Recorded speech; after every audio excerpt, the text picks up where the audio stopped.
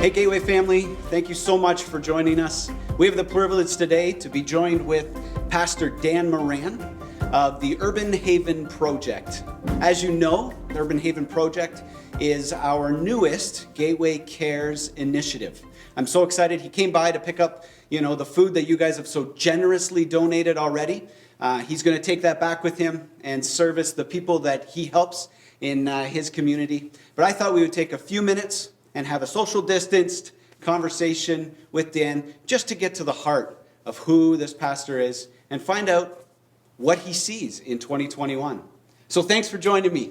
Well, thanks for the glass. It's kind of clean, but there's a glass here between us. We're 6 feet. I can see you. I still got my mask in my hand. There you go. Just in case you slip over or something. Yeah, Absolutely, so absolutely. We're totally legal. Thank you so much for joining us. Thank you. It's interesting. I heard in passing that Pastor Dan actually went to Glad Tidings Assembly when it was at the old church. Mm-hmm. And so I thought we would kind of start there. He's obviously London born. So you grew up here. You left. Tell us a little bit about, your time spent away. And then what brought you back and what brought you here to establish what you are currently doing? Okay. Wow, that's a whole bunch of parts. It is. All right. I gave it to you in one so that it's like you could just go nice and tight, right? I'm a pastor. You can't do that. There's no possible way to do that. So actually, I was born in the Windsor area in Tecumseh, in a small town, but moved to London years ago. And we did go to Glad Tidings back when it was on Wonderland Road. Yes, now it's a storage unit. Right. And we were there for a little over a year before we got called away to by team. We were with Teen Challenge at the time, and we got called away to Newfoundland to establish a ministry there. Right. And we spent a number of years, probably almost 10 years, I think, out east from that move. Right. So when we came back maybe 5 or 6 years ago, I think 7. Yeah, I can't keep track. And during that time, when I was there, that's when I kind of went to some Bible school courses and got really involved in the street. And that's when God really started tugging at my heart with those that live in a marginalized community. Right. That's really where God seed was planted. Right. That's really what God was hitting on you, is that group of people. Right. And then when I moved here, I just couldn't take that out of me. I tried to get regular jobs, but it just doesn't happen. So I ended up starting at the Arcade Street Mission. Right. And was there for a few years. And then God pulled me. He said, I want to move you again. And I started whining, I just moved. I want to. He said, relax. It's only a few blocks away. So I ended up moving into the Soho region, which is south of Horton. Yep. And Wellington Road, for anybody that knows that area. And very generationally poor area. And so we've been there for over 5 years now. That's where we've been established. So just a second, explain to me a little bit, what does generationally poor? So how do you describe it? What does that mean? So generationally poor is that for years, and I talked to a lot of seniors that live there for years. There's been poverty in that particular area. Interesting to know that the city started there. Right. And then it moved to the downtown core but it actually started there. And so it's a lot of really interesting history. But it never really, nothing ever really took off. Right now there's, we're seeing in other areas of the city where things are changing over, and we're Old East Village, you're seeing a lot of changeover. Definitely. They're trying to do that. It's going to be a while, but they're trying to do that, and they will do it, but it's going to take some time. But again, so my current location is surrounded by crack houses. Right. So they're right around me. So it is what it is. We know that, but we want to be there because it sounds weird to be excited about that, but that's where God wants us. Absolutely. Right. And so we have a very, so I'm technically the senior pastor of Beth Emmanuel Church. Yep. But we started the Urban Haven Project almost shortly after I was there, and the project has its own name and a charity number. And the reason why we did that was because we want to have the two separated. Right. Because there's a lot of people that have a really bad history with church. Right. For lots of reasons. And we want to present a tangible gospel. Right. To have relationship first, love on them, give them their tangible needs, and then that opens to a door to, I mean, we've done baptisms, we've done all kinds of stuff, right? So Yeah, I heard about a hot tub on the. hot tub right in the parking lot, right? I mean, some people stay for the hot dogs, but some people chose to get baptized, right? So, but I mean, you know, it's been really exciting, and in these past years, and then COVID hit. Right. So you would say that the main heart of your calling from God is to those who are struggling in society and to truly meet their needs, whatever they are. I noticed we put together the slide when we were promoting Urban Haven Project, and there were a number of items, everything from nursing advice to food to all sorts. Like I was like, this is massive. What don't they do for people who are in need? So are you kind of you don't narrow yourself to this is the only need we're meeting. You go, we meet whatever need exists within this community. But absolutely, and we don't do it all ourselves. Obviously. We don't recreate the wheel. So we partner with the nursing department. We have for the last since we've been in existence, right? So the last 5 years, we partner with the nursing program at Fanshawe College. Oh wow! The two-way thing there. It gives an opportunity for younger people to really see the need in society, who are going to go into a career that they're going to be dealing with people from a marginalized community, right? For sure. So you'll have a little bit of history there, and then for the folks to have that opportunity to have some hands-on stuff with nursing students. Right, they get exactly what they need from. We just partnered with the law department from Western. Okay. Again, I have them putting all of the landlord-tenant issues, family stuff into plain English so all of us can read it. Right. A lot of people coming to me, Dad, can you read this for me? I'm going, no, it's Greek to me too. Right. So when they approached me, I said, the first thing you can do for us is put this in English for me. So that's what they're doing, they're rewriting. That's their project. So it's really, and they're really into it, so it's been really good. It's amazing, those places, they look for an outlet of their professional talent, but they figure they don't know how to do it. So it's almost like you're creating an avenue by which these professional individuals or people who are learning can actually impact their community, be charitable, and it changes their heart while they're growing in their practice and their professional. Right. Well, I think that's such an amazing concept. I think it's something that I think you're a step ahead of the church and what God is kind of calling the church to. The church. Well, actually, we're not. Actually, we're at the beginning. This is how we started. We're at the beginning. Okay, this is how we started. This is good. This was the way we started, right? Well, it was, but I think we're being called back. Yeah, we are being called back to it. That I think we kind of went off on our own and had our own little thing of we want to pray and glorify God and all those things. But I think we're being called to go. We are here in this world to meet the needs of this world, to be Jesus to the world, not through our own hands, but as a tool. Absolutely. To really be a conduit, to be a river of many different things to help lots of people. So I love that. I think that heart is absolutely amazing. Yeah. So COVID hit. So all this stuff, we had all this stuff happening, and it was all great. We had all these programs running, we had art, and we had all this stuff happening. It was awesome. And then COVID hits. Yes. And we're no different than anybody else out there. We had to come up with a game plan. Like everything changed, right? We started handing food out the door for a while, and but we very quickly realized that wasn't going to be the only thing we could do as well. And I'm just wired that I just want to do. So it's like it's not stopping me. So we go to God. And we just said, what do you want, right? And you got to be careful when you do that, though. You do, definitely. Because you go, well, as a matter of fact. So we switched it around to going into our greatest needs communities. Right. So going to some of our greatest need neighborhoods that no one else goes to.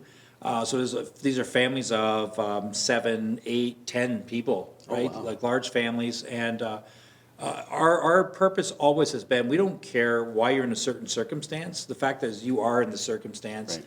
And God hasn't forgot you. And that's the underlying, this our whole underlying thing, right? Exactly. And so going into some of these communities and just loving on them and meeting a need and having an opportunity, now when they see us coming, that they want to be prayed for.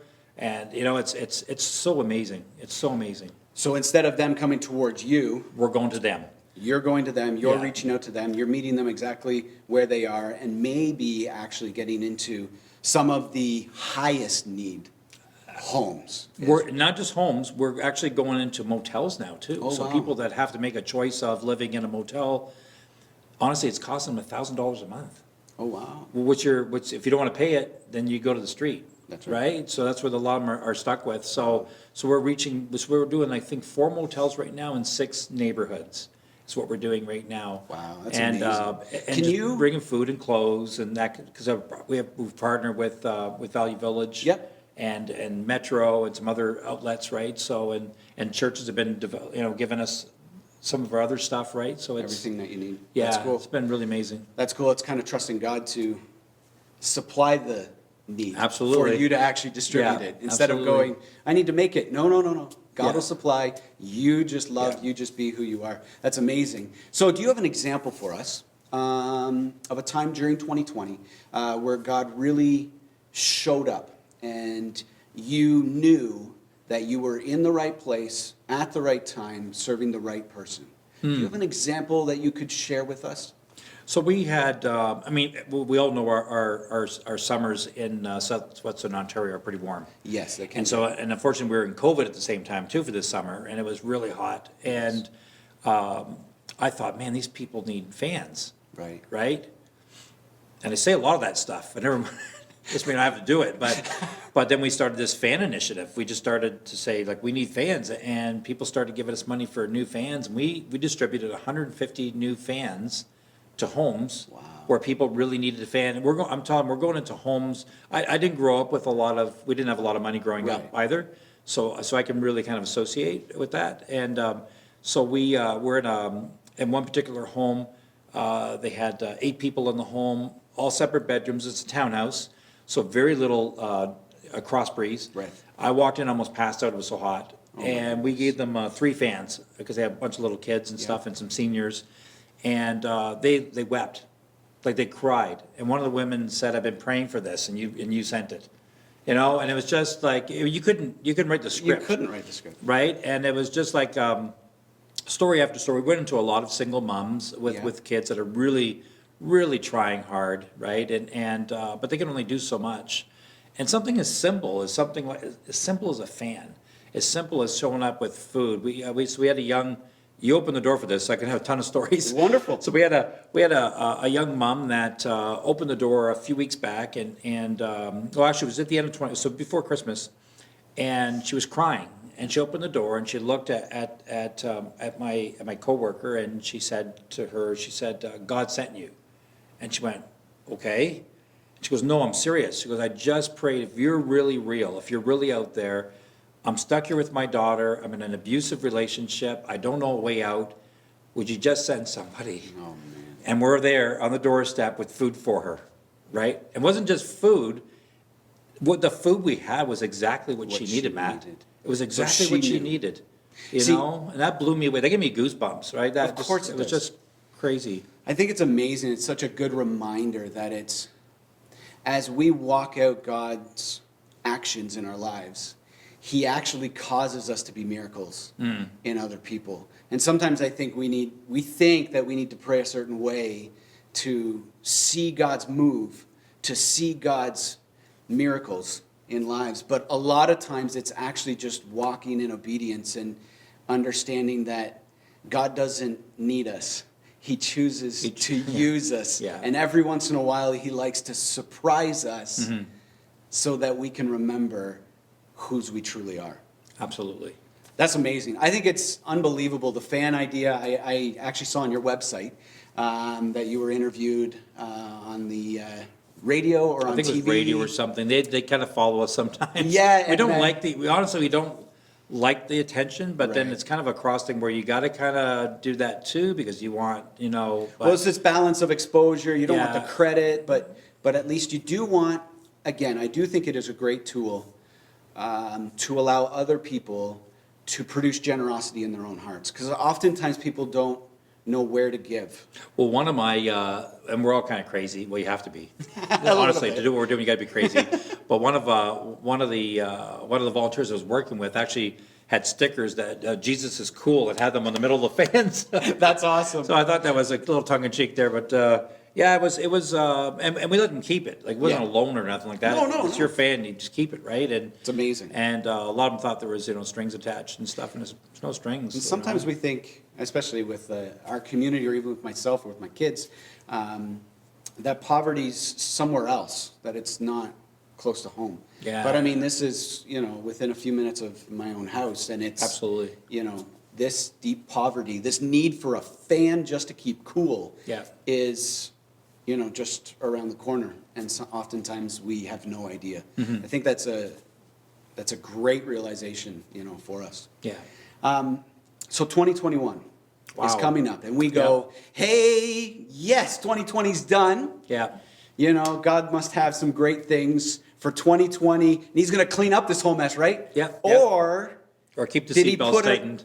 did he put us in this for a reason? Yeah. So Yeah. what are you thinking 2020? How is your spirit, resounding with God in this space? Do you What know- is God saying to you? Do you know, when I look back at 2020, and I'm like everybody else, and we faced all kinds of things, right? Yeah. And I mean, we're very blessed that we don't have anybody personal that had to succumb to that, right? But we know there's an awful lot of people out there that did. So regardless of whatever anybody's view is, it is real. It's real. And, It's a it is sickness. real. Absolutely. And but I had the privilege of walking front line like that with people. You really see God working. Yes. And you really see God using the situation, and He used it in a crazy, amazing ways. I'd have so much stories. We'd have to do a series. It's just crazy. Maybe we will. right? Maybe we will. And it really renewed my faith. Right. And it really said, you know what? People say you seem relaxed with all this stuff, and I said, God's got it. Like, I'm not worried. Like, honestly, it's not cocky. It's assured, right? So I think it's also, at least what I've found is, when you get to the point where you're like, I don't actually have it, the only other choice is God's got it. right. And I think for me, it's felt that way. It goes, no, I need to be assured, Yeah. because anything else is not founded in faith. Well, we're or God. competing with so much We stuff, are. right? Like, shut CNN off. Shut it off. Yeah. I mean, true. just let go and let God. Absolutely. So 2021, we're very excited about 2021, and some of the stuff that God has shown us is something I would have never thought of course, because God thought of it, was really reaching out a little bit farther. So during that Christmas break, I had a chance to listen to some of the funders and supporters that we have that are in the real estate market. Right. And people that are working on people's mortgages, so they're doing, second and third Right. mortgages, so people can just hang on to what they got. Unfortunately, they don't get any of the social services. No. So you're in your place trying to hang on and you're suffering. We want to know those names so we can Right. drop off food and stuff for them as well. So it's meeting the next level. That next level of need, right? Yes, it's the And, people who don't qualify, right. but still have the same. They have a family to feed. And still need to know that God hasn't forgot them. Absolutely. Right, and that's what a better way to show that, right? And even into, I mean, I'm a rural kid. I grew up in a rural area, and rural poverty. And I mean, It is. Pastor Rick will tell you the same thing. Rural poverty is really huge. huge, and because they don't have the services that we have, right? 100%. So we would love to do some drop off. Go into a community and do a love. Just drop some stuff off and stuff Right. like that too. So that's kind of what we got planned. Right now, we're kind of sitting on it because we don't know what's coming down Right. in the next couple of days, Right. provincially. But once we understand the rules, then we'll, because, man, we just ride that line. But, so it's, somebody called us Robin Hood. Boring for the rich, getting stuff for the rich and giving it to the poor. But you know what, it's just not, but you made a really good point earlier. It's not just the poor. There's so many people There are. that are definitely having a tough time with this that aren't poor. There are. But they're really having a tough time, but they need to know that God hasn't forgot you. You No, know, and- absolutely. And what a better way to do that is using a tangible, venue to do that. Yeah, and I would say that, it's not even just in economically necessarily. People are struggling in so many ways that I have a feeling your eyes will be open to different areas of need. It's like you've met so many tangible needs, whether it be through lawyers, whether it be through nursing, whether it be through food, fans, all of those things. I can see God really showing you some just as tangible needs that meet something you never really thought. Your mind is creative enough. He's done it for you in the past. Yeah. And I can see God opening up some doors. But the depression, the loneliness is so high right now. I mean, we've almost been a year into this, right? I know. And it's taken a toll on people that would have probably thought themselves to be strong. Yep. But it's taken a toll. Some of us may be blessed to have people with us. Have people. And I've been encouraging people to say, hey, you say, I don't know what I can do. You can call somebody. You can. Even that phone call is so important. Like we had a whole group just calling people. That's right. And we just called people out to say, how are things going and stuff. But that phone call, they said, would be just a lifesaver that day. For sure. So there's little things that every one of us can do. It doesn't have to be the big grandiose thing. Right. But something, as simple as that is just a phone call, a touch point. Absolutely. That's wonderful. So if you were to, I love the creativity that you have. I know our church is really trying to steer away from this idea of big services to, this concept of let's have big service, let's reach out, let's give out. But we also love the idea of maybe we partner with local businesses. So we've tried different initiatives just to really what is it that God might be calling us to, that he will show up in a miraculous way through us. What is one thing that you would say to somebody in our church that would encourage them, if they're just wondering whether God could truly use them, whether God does miraculous things through them? What's one thing that you would say to them? I think, and this is probably coming for me, honestly, in the last 10 years, I really left myself to be usable to God. That comes with a lot of faith and you got to be willing to. So if you're saying usable, is that humility? Yeah. Is that? You may have to look at life a little bit different. You may have to, it's basically, is God's asking you to do something and you're saying, okay. We don't like doing that all the time because we go, well, you tell us, and if I like it, I'll do it for you. But that's, in this case, it's really, I think if God's needed his hands and feet, now probably more than ever in our history, that we really need to be those hands and feet. When he said go, he meant go. He didn't mean just wait here and I'll be back, right? It's like, so it's just like go. And it might be as simple as making a phone call to somebody, or if you're blessed with having wealth, to share a little bit of I'm not saying give it all away, just share a little bit, but listen to God. What is God telling you to do? And really being obedient and really talking about that with him in that conversation, right? That's why I'm so calm. I'm so calm because I'm just really in that zone. It's just, I know he's got it. I'm thinking, use me, send me. I'm so excited. Like, I'm having a hard time sitting. I'm so excited about what this year's going to bring because I don't know what it's going to bring because he doesn't tell me. Right? Because I have a tendency to do my own thing.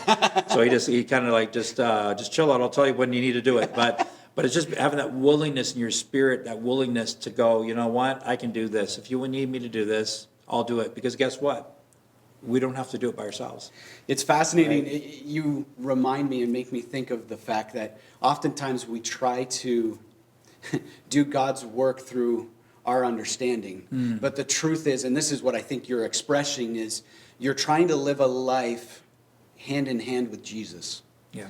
And really understanding when you hit something confusing, you squeeze a little tighter or you ask for the next little thing, but always knowing that, you're hand in hand with him. And I think that's such a great example for us as we become anxious, maybe for whatever is unknown, to really know that it is through that relationship that we can be confident that God truly has this. Absolutely. And I totally agree. I believe 2021 is going to be so good. It's going to be way better than 2020. And I think that God has some great things in store, not just for our city, not just for our country, but I actually think that as the church begins to understand what God has called them to be and really realize that we are hand in hand with him. Yeah, absolutely. That we can start to see God's fingerprint on our actions, and then it just becomes so much more Yeah. satisfying. And if that's not exciting, I don't know what is. I don't know if, either. if you say, I believe I'm sold out, well then let your actions meet your words. Then believe, right? be Yeah, sold believe. out. That's awesome. I just Yeah. want to take a moment and pray for Absolutely. you. Thanks. As Gateway, we just believe that God's got some great things in store for you. Dear God, I thank you so much for Pastor Dan. I thank you for the creativity that you have given to him. I thank you for the faith that you've risen within him. I pray that you would be with him. I pray that the windows of heaven would be open to him, that he would receive gifts from you, and that he would be given places by which to place those gifts. God, I pray that you would continue to make yourself real, to make yourself close, that you would be with him and his family, that you would protect them from all that the enemy might try to thwart. But we know, God, that you are in control. This is your kingdom that we're fighting for, and we are your servants. I pray that you would bless him in great ways in 2021. Amen. Amen. Thank you so much, Dan. Thank you. Gateway family, I invite you, bring out some food. They need some proteins, they need some beans, they need all of that stuff that you can see on our website. Bring it out to the church Tuesday to Friday, 9 to 2. We're here. If you can't get it to us and you need somebody to come get the food from you, let the office know and we'll make sure to get that from you, because we would love to partner with these guys and allow them to be the hands and feet of Jesus as we really go hand in hand with them. Thank you so much for joining with us. I pray that this was a blessing, and we'll talk to you soon.